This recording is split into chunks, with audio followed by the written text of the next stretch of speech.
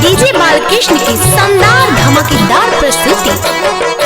अड़हुल के फूल सन चलत मयूर सन, अड़हुल के फूल सन चलत मयूर सन, बड़ुआ छथनी विशेष रहज माँ धीरे सा कटी है केस, रहज माँ धीरे सा कटी है केस, रहज माँ धीरे सा कटी है केस।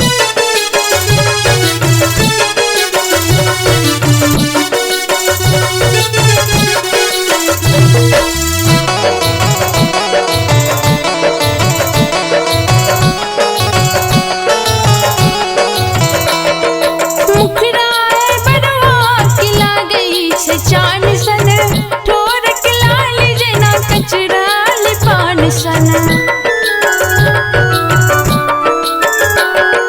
मुखराए बनवा के लागई चान सन ठोर के लाल जना कचराल पान सन।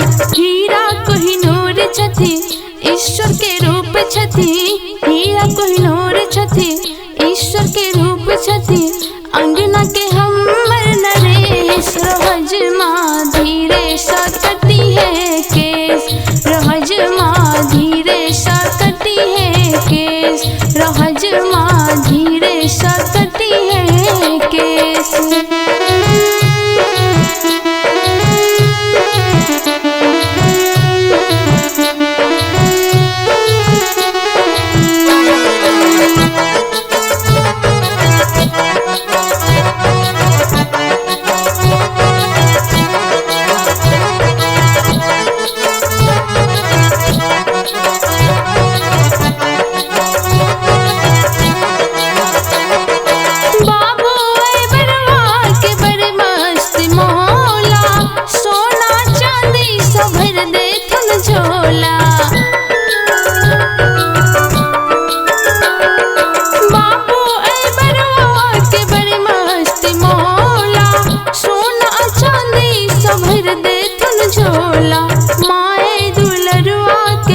रखने छे नौआ रे माए दुलरुआ के, रखने छे नौआ रे तोरल कंगना सनेस, रहज माँ धीरे सा कटी है केस, रहज माँ धीरे सा कटी है केस, रहज माँ धीरे सा कटी है केस।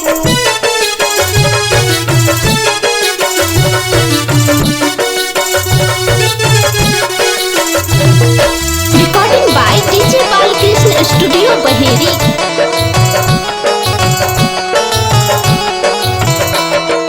दादा दादी के ननक छथि तारा, पापा मम्मी के राज दुलारा,